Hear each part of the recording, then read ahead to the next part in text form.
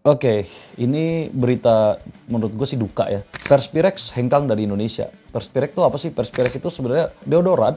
Simpelnya dia deodoran yang kemudian harganya lumayan sih. Kalau kita bandingin dengan deodoran yang ada di pasar, dia harganya lumayan. Dia biasa ada di klinik atau di klinik-klinik kecantikan. Ya, tugasnya biasanya itu dia menghilangkan bau badan dan lain sebagainya. Gue bukan dokter, jadi gue cuma bisa menjelaskan ini simplified. Singkatnya, apa sih yang bikin manusia bau badan? Yang bikin manusia bau badan itu adalah keringat yang kemudian tercampur oleh bakteri. Jadi bukan keringatnya, keringat itu nggak bikin bau badan. Tapi kemudian bakteri-bakteri itu yang numpuk, kering, dan lain sebagainya itu yang bikin bau badan. Makanya baju kalau misalnya dipakai gitu ya, walaupun keringatnya udah kering, dia tetap bau gitu loh, karena dia tercampur di sana. Jadi baunya itu dari bakteri, karena bakteri itu ada ekskresinya, ya seperti gas CH4 dan lain sebagainya. Nah itu yang bikin bau. Sekarang kenapa gue bilang Perspirex hengkang dari Indonesia ini sebuah kemunduran? Gue bukan ngeliat dari sisi bisnisnya, ya, tapi gue ngeliat dari perilaku orang Indonesianya. Jadi kalau misalnya bisnisnya memang tidak layak atau gagal dan lain sebagainya, mungkin harganya, pricingnya pricing, penempatan store dan lain sebagainya salah dan mereka akhirnya bangkrut di Indonesia, itu sangat wajar. Cuman yang jadi masalah adalah Perspirex bangkrut karena black campaign. Jadi kenapa gue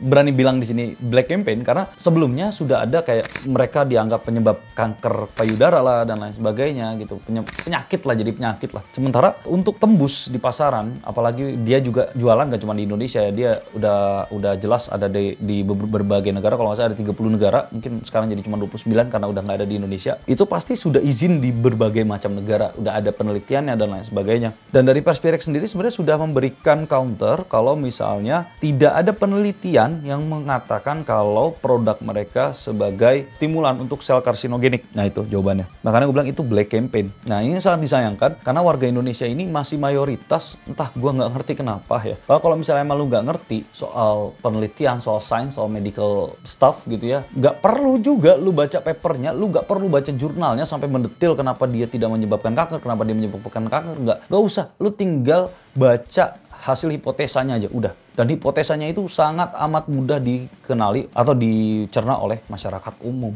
Sangat amat disayangkan sih ya kalau sampai ada produk ya yang hancur karena black campaign seperti itu. Itu gue nggak tahu ya sampai kapan orang Indonesia malas sekali membaca, karena ya itu gitu, untuk mendapatkan konklusinya itu lu nggak butuh duit ratusan juta, lu nggak butuh duit miliaran dan melakukan atau conduct penelitian itu gitu ya. Nggak, lu cuman baca hipotesanya doang, bener-bener baca hipotesanya doang, selesai, that's it, lu tahu. Ya jadi mungkin kedepannya gue berharap ya orang-orang Indonesia ini agak pintar sedikit lah tuh, karena ya walaupun mereka mereka berbisnis di Indonesia, kalau misalnya memang sudah ada tujuan baik ya sudah gitu, biarin aja. Atau juga mereka punya market cap-nya sendiri gitu. Jadi sangat amat disayangkan ya, apalagi kalau misalnya ternyata black campaign-nya dari pesaing mungkin. Tapi itu cuma contoh kalau kondisi di Indonesia. Ya gue bilang ya, pemerintahnya nggak bener, ya rakyatnya juga sama nggak bener. Itu aja sih. Sekian, Green Wombat out.